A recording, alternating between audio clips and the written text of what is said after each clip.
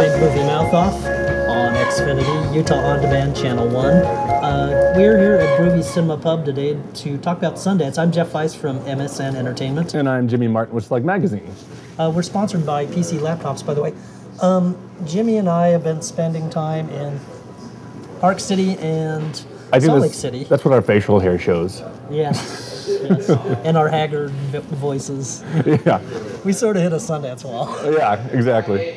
And I think we've seen about a dozen movies. Dozen to 15, somewhere around there. Yeah. And I've been surprised. It's been a really good year. That's my feeling, too. Yeah, and what I like about it this year is that most times in the past with Sundance, like it's always about like the big stars kind of showing up and that. Right. For me, and maybe it's just because the films I selected that I thought looked good to me in the program, it hasn't been that way, and I kind of like it. It seems like Sundance is going back to this kind of independent filmmaking style. Right. Now, granted, there are premieres here and there, and I've seen, I think we both have seen a couple, but totally films that like are newcomers or someone who's been in the business not that long. You might recognize them from here and there, but really good filmmaking from people that are up and coming. Yes, at this point, I would say that the best really outweighs the worst. Yeah, for sure. At least for me. I mean, which is not to say that there are things I didn't hate. Yeah. Uncle Kent, the latest entry in the mumblecore movement, or as I call it, mumble snore. Yeah. I've got this thing, and kudos to Sundance for making, and it's not in this category. They created a category last year called the Next category. Right. And it's where they, small budgets got in there. And that's what this one feels like. It actually got into the Spotlight category. I don't know how. I don't know. I really don't. Because it belongs, turn the light down. If it belongs in anything, it doesn't really belong in anything at all because it doesn't belong in Sundance. But it belongs in the Next because it's such a cheesy, cheap style of filmmaking. Right. The story is... I could see someone watching it and going, oh, they're dealing with chat roulette, and that's hip nowadays. And so he made a movie based on chat roulette, meeting the girl via chat roulette. But my God, like there's no substance to this movie. No. And for those who are unfamiliar with mumblecore, it's a really low-budgeted style of filmmaking. A lot of almost real-time sort of things using unrecognizable actors. It's, you know what I don't need to see in a movie? I don't need to see a guy in his 30s or 40s stripping down and doing his laundry. I don't need to see that in a film. Yeah. Beyond. And spending like 4 minutes to do so. Yes. Speaking of crap, this one I saw and You Didnt. Yeah. Kaboom, the latest from Greg Araki, who's had several films at Sundance. And in the first 5 minutes, you get the full story of sexual politics and interpersonal relationships, and then it repeats the same scenes for 80 plus minutes painfully and boringly. The first time I tried to watch it was on a screener DVD, and I remember telling you I fell asleep after 5 minutes. But you'd seen everything? I'd seen everything at that point. Just awful. Oh, and we'll get to the best ones because there are a lot more best than worst. But there were a few things that, like, it's not that they were awful like these two that we've already talked about, but they were kind of disappointing. Right. In my opinion. The first one was a movie called Bellflower, which was, in the description of the program, it was about two friends who, for fun, prepared for the apocalypse by building flamethrowers and like muscle cars, and they have a game that when they're inspired by Mad Max and Road Warrior, and then a girl comes along and kind of ruins their partnership. Right. That sounds cool. It's a really great idea, and the idea is basically it's a pre-apocalyptic thriller. Yeah. And then it turns into a relationship drama. And I didn't mind the relationship thing. It's where it takes a turn where she cheats on him, and then all of a sudden it becomes this War of the Roses, like who can one-up each other on the worst. The game of attrition. Yeah, it's the worst. And the pranks that they do, I mean, like, yeah, your girlfriend cheats on you, like, you're not happy about it, but some of the stuff that they do back and forth to each other, you're like, nobody would do that. Yeah, it's laughable. It's one of those things that suspends disbelief. In a film that's already pushing it as it was, I kept thinking to myself, where in the hell do these guys have the money to buy this car and retrofit it in this way? Yeah. And how do they have the money? But then it just takes a turn for the ridiculous. Yeah. And one of my least favorite tropes is in films. oh, it may have all been a dream. Yeah, that's the biggest cop-out. The Wizard of Oz did it, and that was it for that. It's a dramatic cheat, and that's really where I checked out of the film. Yeah. It's finally like, I'm infuriated. There are some good performances. The director, actually, he wrote, directed, and starred in it. He really needs... His talents lie behind the camera rather than in front. Yes. Because, I mean, he pulls some great performances out, and there's some... the cinematography in it, I think, is beautiful. So there are some good elements, not some bad. Going on to the next one, it was a film called Terry. Right. Terry is it's not a plot that's very original. It's about an overweight kid who takes care of his alien uncle and spends his days at school drooling over the most popular girl in school, right, and dreams of how he can get her one day. I called it Angus back in 1994. And I called it Fat Napoleon Dynamite. Yeah, I mean, the only good thing about this that the director tried to do that was different was he tried to bring in a wacky assistant principal that becomes his friend. Played by John C. Reilly. Played by John C. Reilly, who actually appears to be in a different movie than the rest of the cast. Yeah, because he's good. A much better film than the rest of the if Reilly cast. can do anything, Reilly can hit comedy and drama perfectly. Right. I love Reilly to death, and he is good in this. He's not in it as much as I want him to be. No. And then the side characters that play his classmates as the popular girl and I'd say his best friend, he doesn't really have any friends, it's the kid who just kind of hangs around all the time. They are more engaging and better at acting, so much that they point out that the main character can't act. Can't act. Quick impression for you. Here's Terry's shock reaction. Yeah, he really goes, ah! That's... And I know they're trying to go for this like raw, like endearing moment, but it just more looks like you're an idiot. Like, what are you doing? Yes, I found him creepy and unengaging. It really was. The next one that we didn't really find all that appealing, and it's not because it's bad, it's more just unoriginal, is Homework. Yes. For me, and it stars Emma Roberts and is it Freddie Highmore? Freddie Highmore. Yeah, Freddie Highmore from Charlie and the Chocolate Factory, Tim Burton's version, where he plays a kid who never does his homework and meets a girl and finds out that if he doesn't do all of his class assignments, he will be expelled. And it really is every other Sundance movie you've ever seen about a high school kid. Yes. And I knew I was going to check out right when his parents came into the scene, and he calls them by their first name. And I was like, oh, he's the hip, wealthy kid who doesn't really have a hard life, but apparently he's depressed. I thought he was a douche. And I've seen this film a million times. In fact, I believe I deprecatingly called it, it's kind of a funny Adventureland Garden State story. Yeah. It's exactly what it is. Yeah. And so it's not that it's it's not the performances are awful, it's just, you look at it and you're like, yeah, that's from this movie, and that's from this movie, and that's from this one.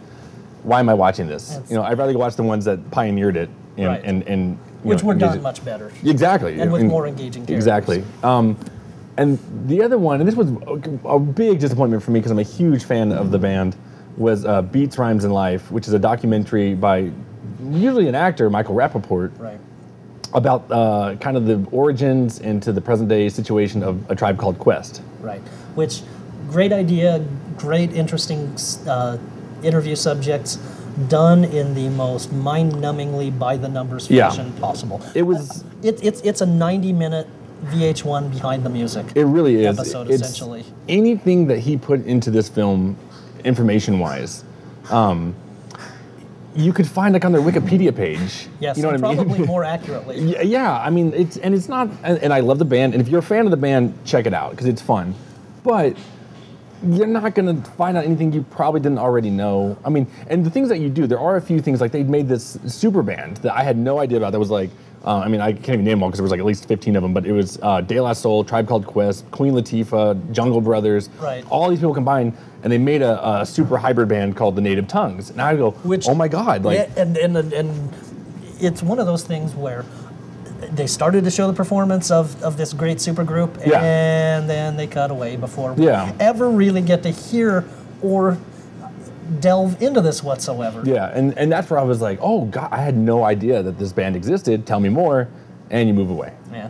And by the way, Michael Rappaport, as a documentarian, unless you're Michael Moore, you probably shouldn't be in your movie as much as you are. It's so you said it, and then I was like, I totally thought the same thing. It's really funny because like I mean, he's a director. He knows what he's doing like Right. that. And there's shots where like the band's talking and he's just kind of like in the background. He's lurking in the background. It's like he photobombed his own Yeah, movie. it just, oh man, like really? And we're talking about it in really negative light, but I think people who like A Tribe Called Quest Yeah. will enjoy the movie. It just And it's got great, clips of the band's music. I mean, Right. like, you're gonna like it if you like the band. Yes. And it's not that you will hate it if you don't like the band. but it's just there's so much potential that goes Yeah, squandered. it's that thing where it's like you said, it's paint by numbers.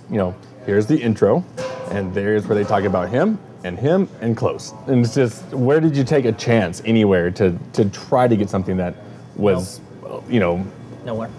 okay. Nowhere. But so that's the worst, and it's slightly disappointing. But there are much more best There are films. a lot of good films. And this is where like I get excited because I mean I walked out of so many movies going, oh my god, that was amazing. And the first one is The Guard, and you were excited about this before we even got there. Yes. The filmmaker, his brother actually made In Bruges a couple of years ago. Yeah. And this is actually spawned off a short Mm-hmm. that he had made with Brendan Gleeson. Basically, the idea is Brendan Gleeson's an Irish cop with a predilection for, he likes drugs, he likes booze, and he likes hookers. And what he doesn't like are people messing in his affairs, which is what he gets when an American FBI agent comes to the aisle. Played by Don Cheadle. Yes, seeking drug traffickers. Yeah. I mean, this movie, I love it because it's so dark. Yes. But it's dark, but it's hilarious. It's so good. I mean, you've got a cop who tastes every sinister, virtue in the book, but Yes. but he's a good guy. That's what I love about it. Deep down, he's a good guy. Yeah, deep down he's a good guy, but he pushes people's buttons like it's his job. Yes. And that's what I love about him. And the stuff he says to Don Cheadle. Yes, I thought it was a really good movie, but then I thought it was a great movie once Don Cheadle came in and they started sparking off each other. Oh, they rip on each other and they go toe to toe, and it's brilliant. I hope this thing gets a wide release. It has to. It has to. It's so good. Two of the best performances in anything I've seen at Sundance this year. I would agree. The next one was from the creators of the documentary, I think it was 2008, Sundance, Man on Wire, about the tightrope walker in the World Trade Center, have come back and done a documentary about a chimp named, and it's called Project Nim, and it's about a chimp who was brought and raised in a human family and taught sign language and to see if he could communicate.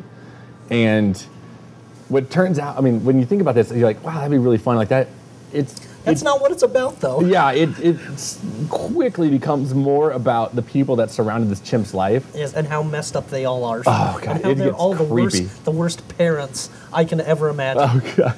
I mean, there are sexual innuendos regarding this chimp. There are a professor who was in charge of the project who basically had sexual affairs with every college student assistant that he could find. Yes. And hoping they were 18. Hippies who let the chimp smoke pot. Yes. And then and then the trials and tribulations that this chimp goes through time. And it's really good, though. Yes. And these filmmakers have their own style of filmmaking where they do dramatizations and recreations and all that kind of stuff, and it works. It works really well. It's just, you kind of walk out of there going, wow, ew. Yeah, it's actually one of the more creepy things we've seen at the festival. Yeah, it was. I mean, I enjoyed it a lot. But speaking of creepy, Yeah. and getting as dark into the human soul you probably can, is Tyrannosaur, which, oh my God, like Yeah. I still think about this movie and how. I'm still not sure how to categorize it. It's a drama. It's romance, kinda. Some funny moments, but more just terrifying. I mean, it's everything, and that's where like I can't believe this director. Feature filmmaking debut of actor Paddy Considine. Yeah, I think. Okay, spoiler alert, kinda, because you find out in the first minute, so you'll be spoiled for a second. He drop kicks and kills his dog in the first minute of the film. Yes. How do you redeem a guy who drop kicks and kills his dog? And then smashes a store window and then beats up 3 people in a bar in the first 5 minutes. Oh, and he threatens an Indian storekeeper that he has a bomb in his shoe. Yeah, I mean, racism, animal cruelty, violentness. My God, and then somehow redeems this character in the most unconventional methods possible. Seriously, when he meets a store owner of a thrift store, clothing store, her name is Hannah, and kind of builds this relationship, not so much romantic at the beginning, and then you find out that she is in probably one of the most abusive marriages I've ever seen on screen. Oh, which is depicted frighteningly and disturbingly. But this movie, I mean, I think about it, and it's really hard to get through content-wise, right. But it is absolutely brilliant. Like, I can't even imagine looking at a screenplay like this and going, this will work. And then it totally does. Yeah. It's also one of the better shot films we've seen at Sundance, too. And performances. I think you talk about the performance of the guard for maybe comedy-wise and stuff like that, but dramatic-wise are these two people. Yeah, Peter Mullen, who plays the lead character especially. Oh, God. His eyes are absolutely soulless, and that's what I love about it. I mean, he doesn't have to say a word, and you know this guy is an absolute terror. He's a bad man. Oh, God. Yeah. Speaking of bad men... Okay. My favorite documentary so far at the festival is Knuckle, which is one I had circled early on. People might remember from the Guy Ritchie movie Snatch that Brad Pitt played a character who was a traveler. He was a pikey. Yes. The Irish gypsy clans that sort of roam. This film investigates how they settle their differences through brawling. Yes. The fisticuffs. Yes. And boy, we thought we were tough coming into this movie. Oh, God. I mean, Vice and I were sitting here like that. You're like, I'll knock you out. And then... I'll smack you out, you wee lad. Yeah. And then we walked out of that movie feeling the most emasculated men in the world because these guys hammer each other. Yes. I mean, there's a scene where two guys fight for over 2.5 hours just wailing on each other and just... And I always remember and there's rules to these boxing matches. It's not like they just let them off like, two wild rabid dogs. No biting. There's two guys from two different clans, and then there's a third party member from another clan who referees it and keeps it a fair game. And he says no biting and no kicking. And if I was in the ring, I would start biting and kicking myself, get out of there, myself if I had to, because I would scream like a little girl. And well, you mentioned the scene where with the 2.5 hour fight, it's resolved finally when the older, more experienced brawler corners the other person and finally hits him in the face, and you can sickeningly hear the sound of a nose breaking. Oh, God, it's just that sound, and it's rampant through the entire film of just meat hitting meat, and it's like you just cringe like that. But you see, it's this documentary that started out once as to honor your family name, because these clans send each other videos like, oh, I'm going to knock you out and you're no good. Yeah, they're like wrestling promos. Yeah, exactly, like WWF, like, I'll see you on the 23rd, and they do this, and then so it instigates it. And so what started out, I think, because they said it's been going on for about 50 years, that it started out with a name, honoring your name and your family. Right. It has become a gambling ring now. Yes. And so I think it's just based on money.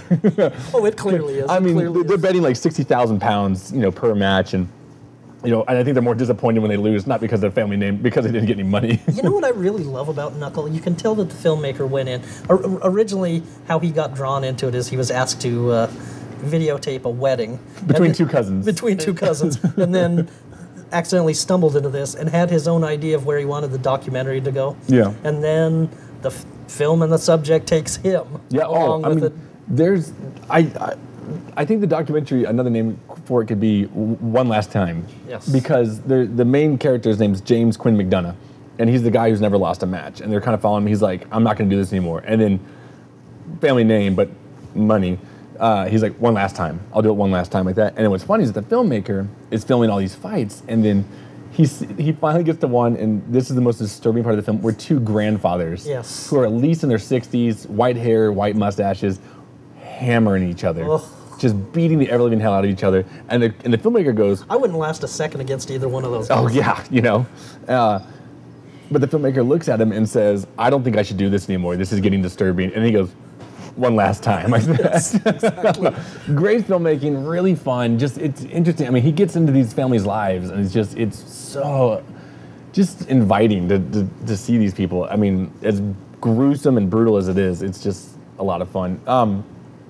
But another documentary that I had a lot of fun with was actually Page One, which is a year in the life of the New York Times. And And it was kind of fun seeing this with you because I think you've experienced this firsthand. About dying media, especially the newspaper industry, and how new media are sort of spurring the direction in which news is now depicted. Yeah, and what I loved about it is because they actually said that they're like, news is not dead, obviously. They're like, but the old newspaper model is, and you need to learn how to adapt. And so it's new media. It's, I mean, there's a journalist on there who says, if you are not on Twitter, then I don't know what you're doing. Yes, I agree completely. Because he goes, I would find out news on Twitter at midnight, and then papers would be running it at like 11 a.m. the next day, thinking it was great news. He's like, I've known about this for half a day. Where were you? Like that. And so, just really, what I like about this documentary, we go back to like Beats, Rhymes, and Life. This takes you into a world. Yes, that most people haven't experienced. They don't really know what's going on. And gives you a well-rounded glimpse that, you know, there are some positive and negative aspects to newspapers dying, but it's interesting to watch. And there's even sad parts where people are getting laid off that had been with the New York Times for 20, 30 years. Yes, including their book editor. Yeah, the book editor, the obituaries, you know, and it's really heartfelt documentary. That, you know, I could easily see, like, if you want to learn about journalism, yes, it's a perfect thing to show. Must see, and I hate that term. This is must see, though. Yeah, I mean, it's true. It's really just engaging, informative. And it's nothing fancy. It's not fancy filmmaking in any sort of term. It's just good, solid documentary filmmaking. Yeah, and the one who steals the show is David Carr. David Carr, my God. New York Times, medium columnist. Yeah, the medium columnist. New York Times hired a journalist who was the human's human. Yes. Like that. So, former crack addict, former, you know, inmate of the prison system, and now a writer for the New York Times who does not sugarcoat anything. He's the most tenacious bulldog. Oh, God. He is my hero. He will rip out your jugular. Yes. If you cross him, if you speak ill of the New York Times. I mean, there's a scene where he's interviewing, I believe it's Vice magazine, and they're talking about their TV show, and they start saying like, well, we covered. They were talking about, I want to say it's Liberia, I think, but they're talking about a foreign country, and they're saying, you know, while you guys reported about surfing in this country, we were reporting how there's no toilet, you know, system and sewer system, and so people are just using defecating on the beaches, so just covered in human waste. And Carr just takes the leash off. He destroys the guy. Time out. Yeah, it literally says, time out. We've been in that country for years. You have no right. What you're saying is wrong. And just because you put on your little safari hat and went out there and shot for MTV, that's not going to cut it like that. And it's just... He lets all the air out of that guy's balloon. Oh my God! I mean, I laughed out loud. I mean, as much as I love this documentary, I want a documentary about David Carr. Yes. I could watch it. I mean, you can make it 5 hours long, and I'll watch it because he is so. Oh, he's just interesting. I love him. I want to see more and more of him. Right. And it's funny because like even I think the documentary, I never knew about him before, and that's even great too. And guess what? I'm gonna start reading his stuff because I guarantee you, if his voice is like that in person, I cannot imagine what his writing style is. So. You got a fan right here. Yeah. Now you saw a documentary that I didn't see. I did. I saw, there's one called Hot Coffee, which you read it in the program and you're talking, the title is based, and I love it because they start the film with the Seinfeld episode, and it's based about the elderly lady who spilled hot coffee in her lap. And it's funny because even I had some of the misinterpretations going into it, she's not allowed, I think, well, she's passed away now, but she had signed an agreement after they had settled their differences. Right. That she couldn't. A non-disclosure agreement. And she said, but her family didn't sign that. And so she could tell, you know, the family knew everything, so they could say everything. And they actually went around and asked people, you've heard about the lady who spilled the hot coffee? Oh yeah, she was driving and she did this, blah, blah, blah. Not true. Apparently she was parked she went through the drive-thru, parked in the spot. She wasn't driving, she was in the passenger seat, her nephew's in the driver's seat. She wanted to put some sugar in her coffee and the lid popped off or whatever, and it spilled. They showed the burns. Ooh. Which are just so gruesome. Like it's something that not just like, oh, it's red, like that. It was like skin grafts that she had to have done, and then it gets even worse that McDonald's had 700 other complaints about people burning themselves before her that did nothing, and so you start realizing, wow, like she actually had a case, you know, and she wasn't just this idiot, you know, and so and that's what sparks, that's what initiates the film. But what the majority of the film is about is how big business tries to keep consumers out of the legal system, and how they do a lot of different, just anything to keep you out. By paying them off. Well, not even that. I mean, just not even giving you a chance. And that's what's so ridiculous about it. I mean, they talk about caps that that when you win a trial, say you've had a doctor give you malpractice, if they say it's going to cost you $6.5 million to take care of there was a son who the doctor messed up on it and now he's brain damaged. Right. It's going to take, and the jury said it's going to take $6.5 million for the rest of his life to be taken care of, and they granted him that. But big businesses and law, congressmen got together and created caps, yes. And so they could only get $1.5 million. Of course. And then there's that stuff. There's about mandatory arbitrations, where a girl who worked for Halliburton signed it, said you can never sue our company like that, and if anything happens, and then she was raped by fellow employees, and now she can't do anything about it. And it's all about these people and what they have to go through, and it's really good. It's informative, and it really makes you look at the legal system, and it's kind of like, it reminded me of Inside Job, about the fall of the stock market, right. And you kind of walk out going, we're kind of screwed. Like, I hope nothing happens to me with a big business. So, really, I don't know, $1.5 million sounds pretty good to me. Well, not when it's going to take six something to right. take care for what they did. Right. But really good documentary. Another one that I saw, because you took a nap day, so I needed it. So I was up in Park City by myself. Another one I saw was Salvation Boulevard, which is kind of a darker comedy with Pierce Brosnan and Greg Kinnear. Pierce Brosnan plays the pastor at this mega church, and Greg Kinnear is one of his followers who was he's a converted Deadhead. And what happens is that Ed Harris plays an atheist, and Pierce Brosnan and Ed Harris have a public debate, just talking about religion like that. It's fine, totally, friendly. Right. Afterwards, he says, let's have a nightcap.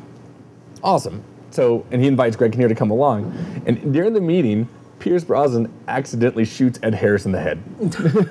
I like the idea. And then they try to make it look like a suicide. And then 12 hours later, Greg Kinnear finds out that Pierce Brosnan's trying to blame it on him. And all of a sudden the church is after him, and he's trying to clear his name. His wife, Jennifer Connelly, is pretty much obsessed with Pierce Brosnan, so she doesn't believe him. And just, it's a fun film, really fun. Greg Kinnear gives a really good performance, and I found myself laughing throughout it. Is it the greatest thing I've seen? No, but it'll come out in theaters, and right. So I would say check it out. But the one I've had a lot of fun with, because I wrote a cover story for Slug magazine, and it was with Jason Eisner, the director of Hobo with a Shotgun, and I was dying to see it before I wrote it, because I don't like writing review or articles if I haven't seen the film. Right. And he said, but he actually said, I'm not done with it. And I was like, okay, well then that's a good excuse. But I got a chance to see it, and oh my God, it's fun. Mm-hmm. Now, you have to go in knowing that he is paying homage to the 1970s exploitation films. It's the right. Grindhouse, it's Planet Terror, it's Machete, Death Proof. It's over the top, it's geysers of blood, it's limbs getting hit and just smashing into crumbs, that kind of thing. It is so much fun, and he's got these one-liners that, like, the lines of dialogue. Now, some of them don't play as well as they really should. Like, you're just kind of you're trying a little bit too hard. Like, it's like Arnold Schwarzenegger dialogue, or chill out, but some of them work so well that you'll remember him walking out the door just laughing hysterically. By the way, the Hobo is played by Rutger Hauer. Yes, it's played by Rutger Hauer, who genuinely has fun with this. You can just tell that he's got this gristly beard, and he's just running around talking through his teeth like that. See, having heard interviews with Rutger Hauer, I think they just fueled him up with whiskey and let him go. They really could have. I mean, he's always got a little plastic flask that he's always drinking out of. But the colors are really vibrant. The cinematography is really like in your face, kind of like zoom in, zoom out. I mean, it looks like a 70s film. The score is perfect for it. And I laugh because right when the movie starts, you got this big yellow font that comes up, and you're like, no one would do that nowadays. It's totally a 70s exploitation flick, and I loved it. I had so much fun with it. I think you're going to check it out in a couple of days. I think you'll have fun with it. I laughed because I had a friend actually say, I thought it was going to be a drama like that. I was like, It's called Hobo with a Shotgun. For a reason. What are you expecting? So I think most people going into it will know what they're getting themselves into, and having like just a really good time. But I think we're gonna wrap this up. Well, I've seen one thing that you. Oh, that's right. That's right. New Frontier on Main, which is, in my estimation, it's the least heralded, but one of the more fun things that Sundance does. They have an installation in the Miners Hospital in Park City, and they also have one in Salt Lake, in the Salt Lake Arts Center, which is actually open to the public. Nice. Film, music, video games, all sort of intersect in interesting projects. James Franco has one in which he redubbed the first 3 episodes of Three's Company with himself as one of the voices, and it casts a new sinister pall over the dialogue. Nice. There's also a few F-bombs dropped in this.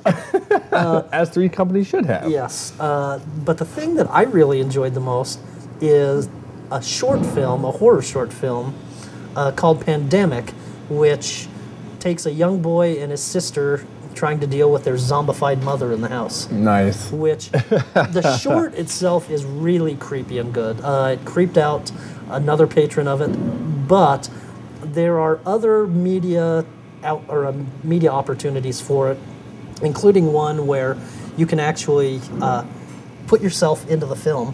Nice. Yes, and there's a video game, and there are other things. You gotta love technology. That's why I love the New Frontier. Yes. By the way, this runs through March. Oh, at really? the Salt Lake Arts Center. Awesome. Yeah, so people can actually check out a piece of Sundance for free without having passes. Nice. You know what? I'd actually forgotten one film that I saw that when you were taking a nap in your bed, which was actually a documentary called Life in a Day. I didn't want to forget it because actually it's one of my favorite things I've seen so far. It was executive produced by Ridley and Tony Scott, right, and directed by Kevin MacDonald, yes, who director of Touching the Void, The Last King of Scotland. Yeah, and it's a documentary, but it's an interesting concept. Basically, what they did was they invited, and Sundance helped. The Sundance Institute helped. They sent out a message across the world that said, "We want you to give us a video of yourself, of your life." I don't know if there was a time limit on it, and there's some questions like, "What do you love? What do you fear? And what's in your pocket or handbag?" Right. But you can answer those. You didn't have to, because many people didn't answer that in the film. They just shot footage. But it has to be filmed on July 24th, 2010. They received over... Pioneer Day, really? Yeah, but that's what's funny. I'm sure, and they never say where the footage is from. I mean, because it's going. But I'm sure there's probably something from Pioneer Day. I mean, why not? I'm sure if you got a festival going on. It's funny because that's actually when I was down at Comic-Con in San Diego, and there is a Comic-Con clip. But it had to be shot that day, and they received over 5,000 hours of footage from 192 countries. And it starts out, and what's funny is they do it in the span of a day like that. Right. So I cannot imagine the team that had to compile the footage. Look at it. Okay, that's a moon. Put it in the night category. That's somebody eating breakfast. Put it in this category. That's somebody playing a sport. Put it in this category like that. And doing it for everything. And they have created a story that is absolutely gorgeous.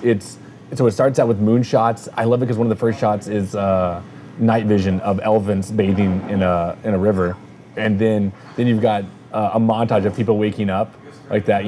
Then you got 30 people brushing their teeth like that, and then it goes. But then there's a few characters that are brought back into play like right. that. It kind of focuses on. There's a Korean who's riding his bike across the world.